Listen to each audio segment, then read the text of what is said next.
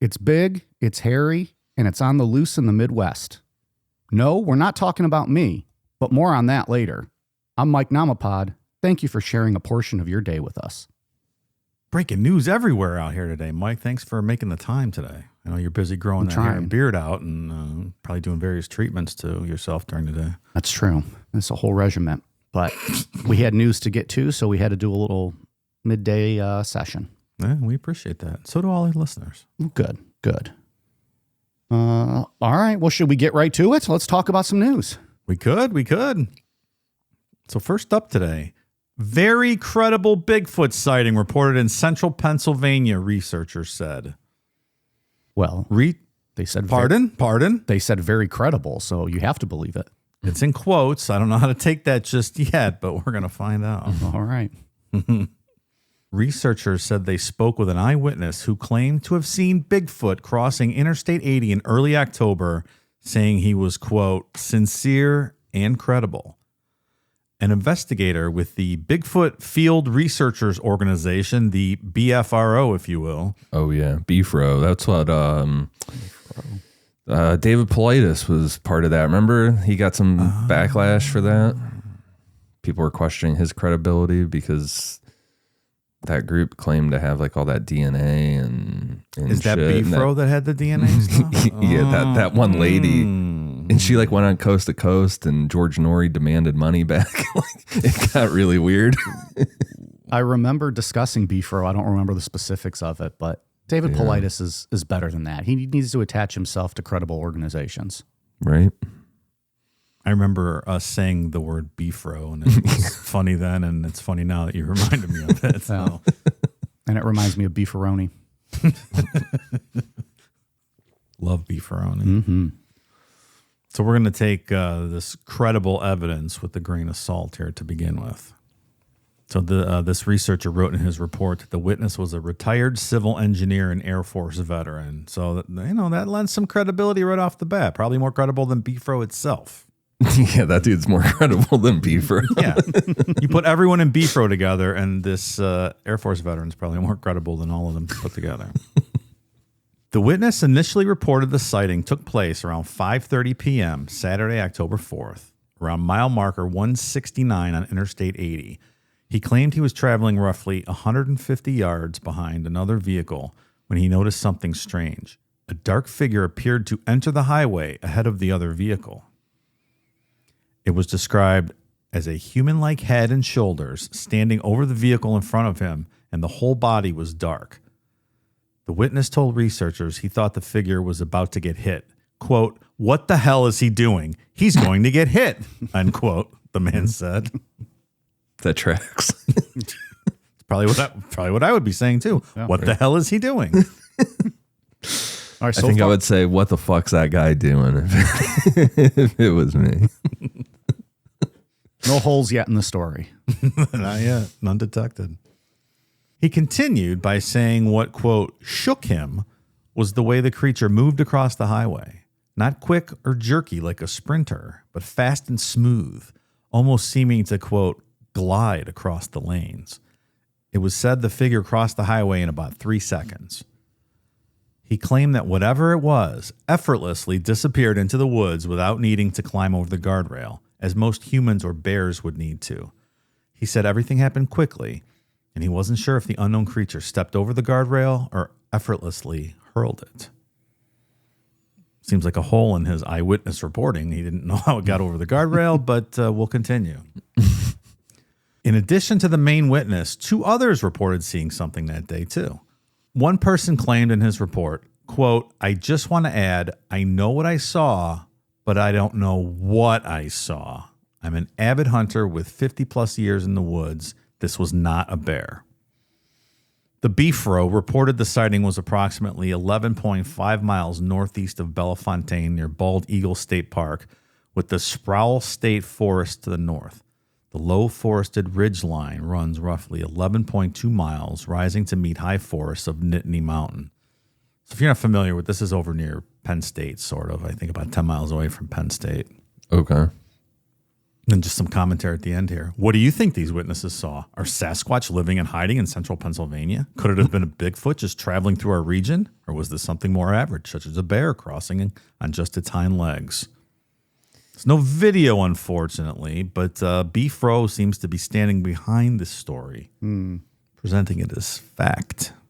So I would say that I wouldn't expect a retired veteran to whip out their phone immediately. I don't know why, but that's like the first thing that pops in my head. Like I wouldn't expect that guy to just like immediately pull out his phone. Well, especially if it crossed in 3 seconds, you probably didn't even have time for it. Right. Unfortunately, didn't have a dash cam video, I guess. Yeah, that's true. But yeah, you're probably right. The older people, that's not their initial reaction, right? To reach in their pocket. Because it would probably take them 30 seconds to get the phone to get the camera on. Right. And if you see that so quickly, you're probably also in shock for a moment or just more like, what the hell was that? Yeah. I don't think my first reaction would be like, I got to get my phone out because this is Bigfoot. Me neither. I don't ever reach for my phone like that. Even on vacation, I rarely take any pictures at all. So let alone, something spur of the moment like that. Yeah, and like I just think like, you always see like these fight videos online. If I'm like in a setting and there's like a fight happening, I'm not thinking pull out your phone and record it. I'm just like, oh, fucking, I hope this is awesome. I'm going to watch this. Yeah, you start chanting, fight, fight, fight. Or you yell World Star aggressively. Yeah. So yeah, I don't know.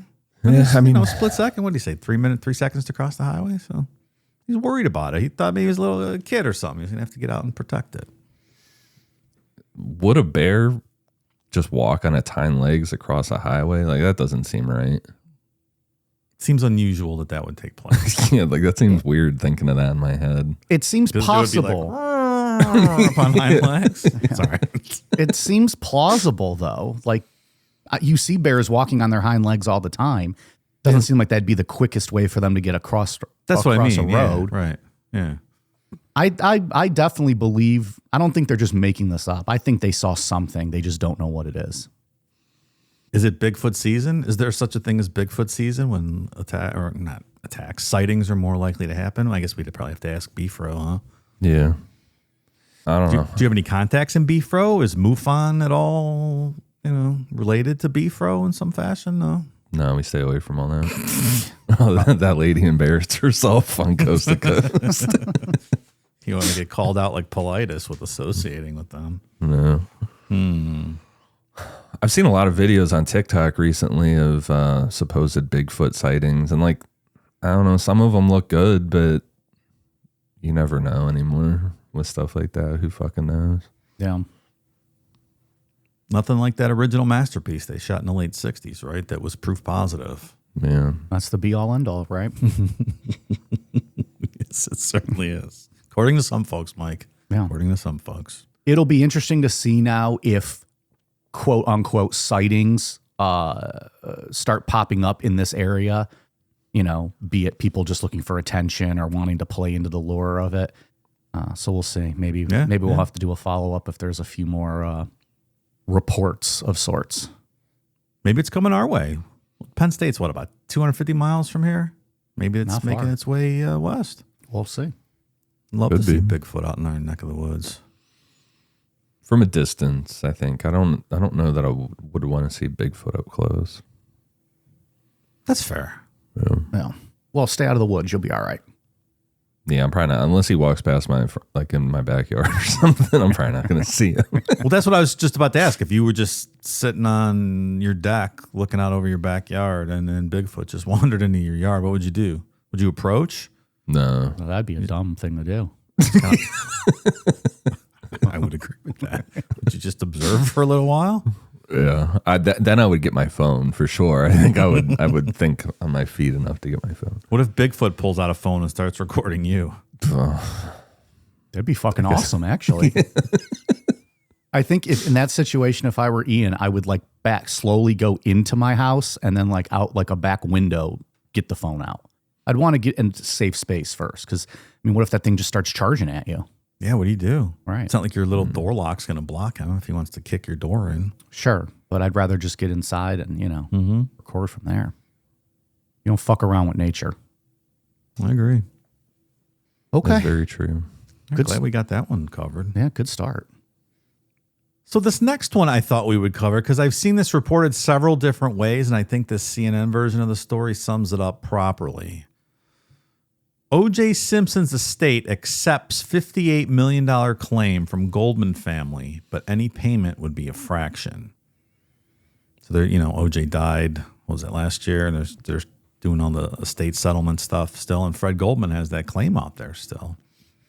So O.J. Simpson's estate has accepted a $58 million claim from the father of Ron Goldman decades after a jury said the football and movie star was liable for the man's fatal stabbing.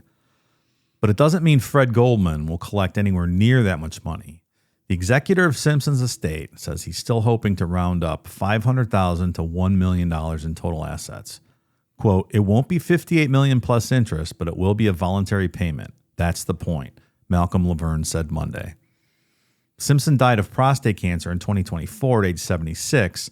He was found not guilty in the 1994 knife slayings of his ex-wife, Nicole Brown Simpson, and Ron Goldman, her friend in Los Angeles. But Simpson was taken to court again and found liable for the deaths in a separate civil case. He was ordered to pay the families $33.5 million, an award that has grown with interest. Fred Goldman hounded Simpson for years and contended that he never willingly paid anything. Laverne accepted a claim of $58 million, according to a court document filed Friday in Clark County, Nevada, but not $117 million, a figure that was sought. Accepting a claim signals there won't be any time-consuming litigation over it. Fred Goldman's attorney, Michelle Rafferty, said the estate has accepted the claim as valid, but it, quote, does not constitute payment. We will continue to closely monitor the probate proceedings, she said in an email. So a couple people sent us this story, and when you look at how it's reported elsewhere, it says the estate agreed to pay the $58 million, which is not true. They accepted the claim. There's nowhere near $58 million in OJ's estate. So how I read it, they're just in the list of other creditors, and they'll probably get a portion of that depending on what the estate tops out at. But I think they call that clickbait, Dave. Clickbait. Very much so. But it's just shitty reporting of some of those other ones in the headlines. Agree to pay $58 million. That's not really what the story is. So I wanted to clarify that for people in case you had read the same thing. Yeah. But I think the CNN story phrases it properly in the context. Well, I think they'd be lucky to get what they say they're going to try to raise $500,000 to $1 million. Yeah. I feel like if you get that, you probably just got to cut your losses from there and just take it. Yeah, and that's probably the whole estate total, right? So they're only going to get a portion of that at the end of the day anyway. Yeah. So that fucking OJ, he eluded them for his whole life without ever paying, right? He got away with it.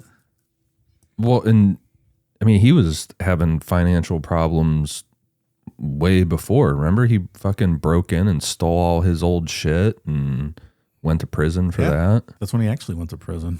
Yeah, so that was weird. Like, he was having money issues when they initially won this, but back in the day. He was having money issues back in the 90s. His last meal before getting arrested, he picked McDonald's. Like, come on. Clearly, he's on a budget.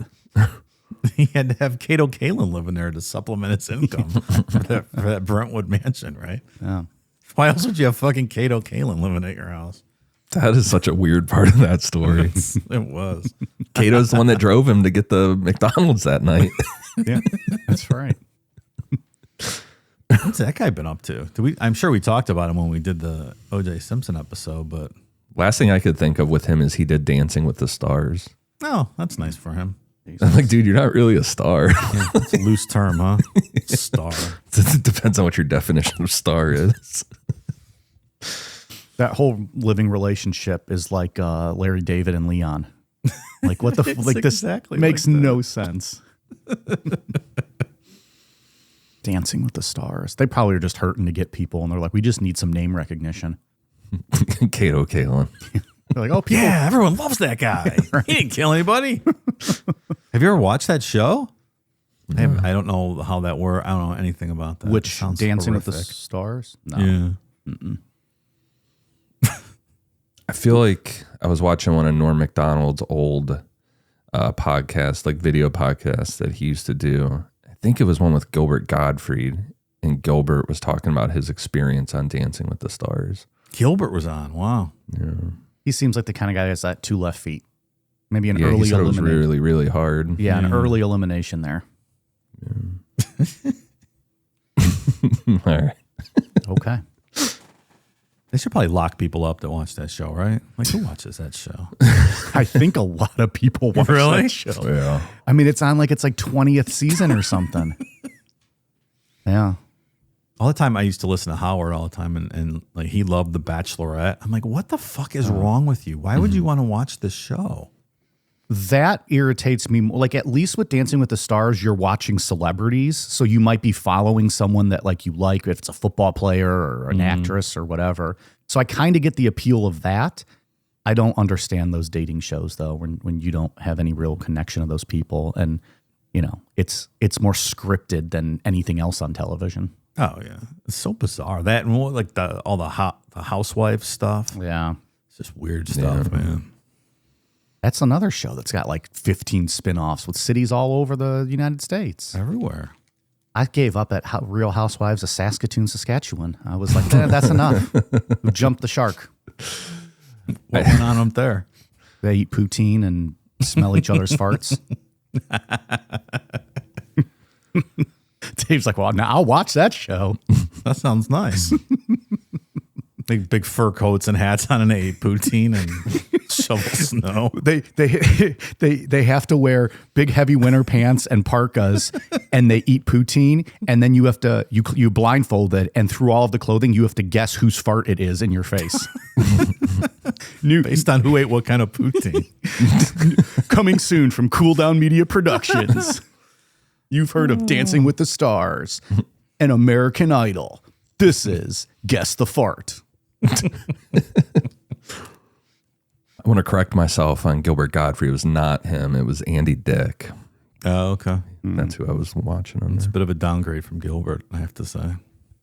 Yeah, just saw- Andy Dick is hit or miss for me if he's funny or not, I think. I just saw a video of him recently, and he looked like he was homeless, like sitting on the streets outside of some like club in LA, just like so disoriented and stuff. I don't know if it was like a bit. I didn't really care enough to watch it, but it didn't look He's great. Norm Macdonald podcaster from fucking years ago. So Yeah. Well, he was a bigger name back then. Like he was on a lot of those roasts and stuff on Comedy Central. yeah. Okay. What else we got? Anything else today? Well, those are my stories. We are going to throw it over to Ian for a new segment we're trying to include in here. We're name smithing it though, like a quick paranormal hit at the end of all of these because there's tons of them out there. Or just like maybe if I come up across something on TikTok, just anything weird I come across online, anything that's going on in the week, I think. Yeah. Ian's Paranormal Corner. I was trying to do some alliteration stuff, but there's no good P words. There's one good P word. It doesn't really fit here. Yeah, it's poutine. We already discussed that though. Ian's Paranormal Poutine. I kind of like that actually because it makes no fucking sense. It doesn't make any sense. Ian's Paranormal Poutine. For short, you just call it Ian's PP. New segment, Ian's PP. Phenomenal. People want to pull back the curtain and see how the magic's done. You just saw it. That is exactly how we just named this new segment. Oh, that was perfect. I love it. All right. Let's head over to Ian's Paranormal Poutine for an update.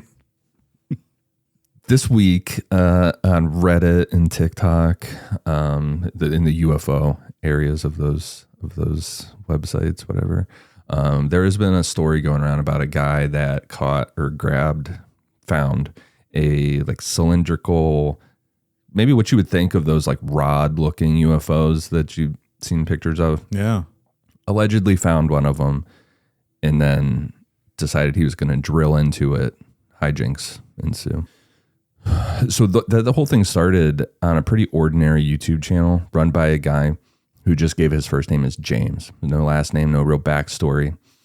In his videos, you see Festival Food Bags, which is a Wisconsin grocery chain, and a fridge magnet for a farm credit office in Medford, Wisconsin. So it seems like this dude is somewhere in Wisconsin.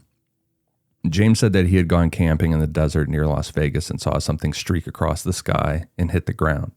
When he went to look at it, he said he dug up a long, smooth metal cylinder, half buried in the dirt, like a big polished metal pill. It was reflective enough that you could see shapes in it, and it was covered in engraved symbols, rune-looking marks, geometric lines, and what looked like the Star of David on the end. Remember that Booga sphere that was going around where it's like the metal ball that someone allegedly got? Yes. It's very similar to that, just like the engravings and stuff. He claimed he picked it up and it burned his hand. And after that, he started talking about headaches, nausea, rashes, blamed it all on having this thing in his house. He said the lights flickered and radios crackled when it was around. And his channel turned into regular updates about this thing. He bought a Geiger counter that allegedly showed crazy readings, but he never stops on it and like lets people actually see the reading or anything. So who knows? But he just leaves it in his house anyway. Yes. Oh, okay. This is a close your blind type material here. Well, Right. Get rid of it. That's true. Just throw it, put it back in the desert. Yeah, this thing, it's in my house and it's killing me slowly and I don't know what to do. Now get rid of it. You can make that. Oh, go why away didn't I think of that? real quick? So the video in question, he's like in this like just cylinder block looking basement kind of area, and he's got the cylinder up on two kind of pedestal looking things. And You meant cinder block, right? yeah, cinder block. What did I say? Cylinder block. Oh, I think yes. yeah. Cinder block. But so he talks for a while on the stream, and then he says he's gonna drill it, and he starts drilling on one end of the cylinder. And when you watch the stream, I sent you guys the thing. You don't see any like metal shavings flying off of it or anything. It's just like it's hitting this drill. And then he like looks back and there's a blue light behind him. And he says, "What the fuck is that?" And it sounds like he says, no, over and again. Then "I'm sorry." The phone falls, things go black, but you hear this weird kind of clanking noise and like moaning sounds almost. I sent you guys a TikTok of it where somebody put some stupid fucking creepy music over top of it because of course. but yeah, the stream ran for about an hour and a half afterwards of nothing. So that's what's going on. And we don't know what happened, right? It's not he didn't post that. Someone was videoing his stream and they posted it, right?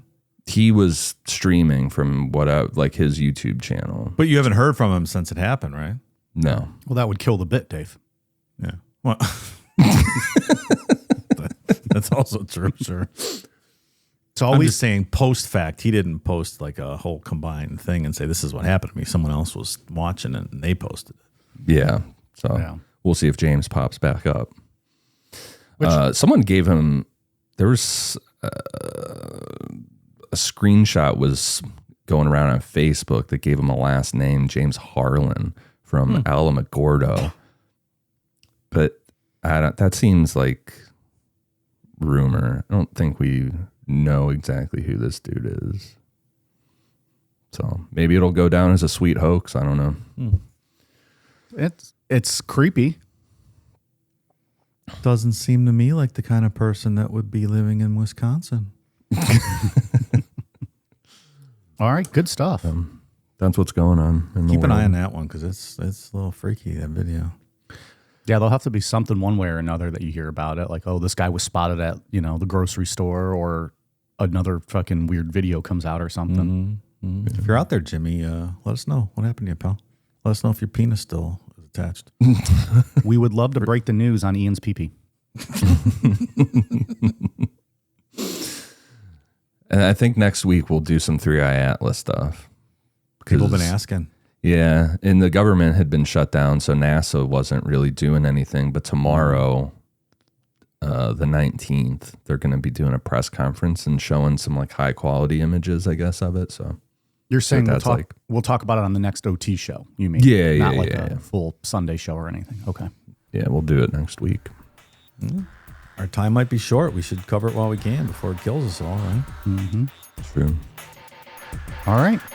Everyone's caught up on the news. Nothing else in the world for them to go look for. Bye.